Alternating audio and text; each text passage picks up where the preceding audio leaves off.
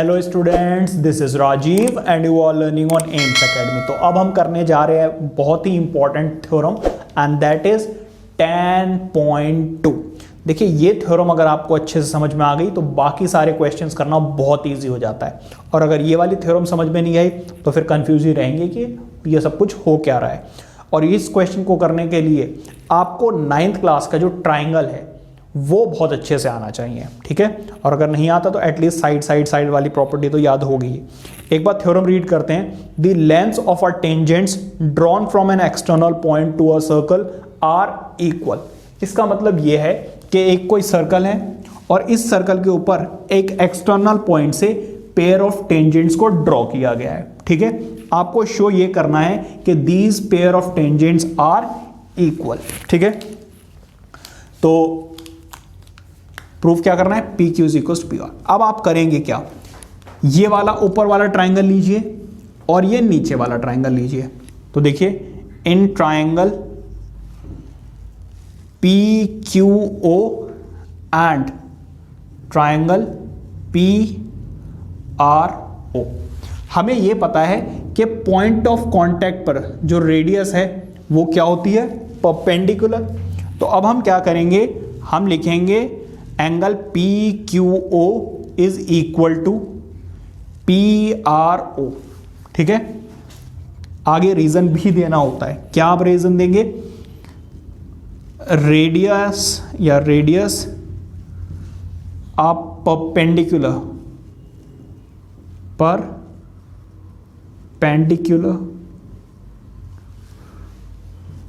To the point of contact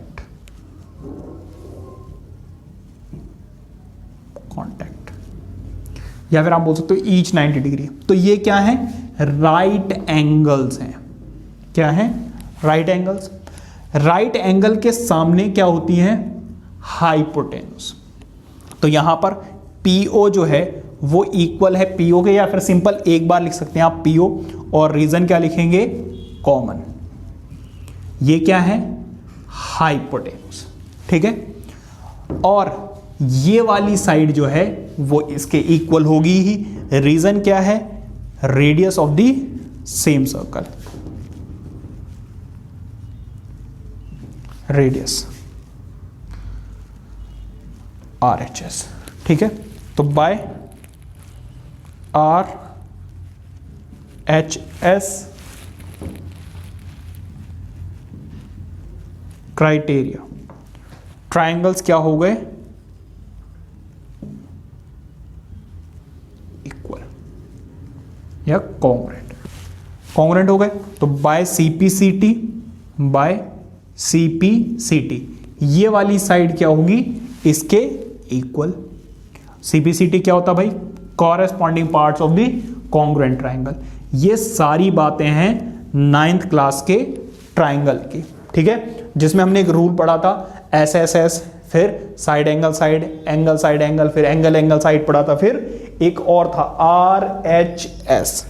RHS का मतलब right hand side बिल्कुल भी नहीं है। RHS का मतलब है राइट एंगल, H का मतलब है हाइपोटेन्यूज और S का मतलब है साइड, ठीक है। तो ये थी आपकी थ्योरम 10.2। आई होप कि बहुत अच्छे से समझ में आ गया होगा। अगर आपको 9th क्लास के कॉन्सेप्ट्स क्लियर हैं तो, और अगर नहीं आया तो कमेंट करके बताइए, मैं कोशिश करूंगा कि और अच्छे से एक्सप्लेन करूं, या फिर आप जाकर 9th की वीडियोस देख लीजिए, आपको वैसे ही समझ में आ जाएगा। तो अगर ये समझ में आ ही गया है तो वीडियो को लाइक करके चैनल को सब्सक्राइब जरूर कर लेना, बेल आइकन को ऑन रखिए, क्योंकि ऐसी ही वीडियोस मैं आपके साथ शेयर करता रहूंगा।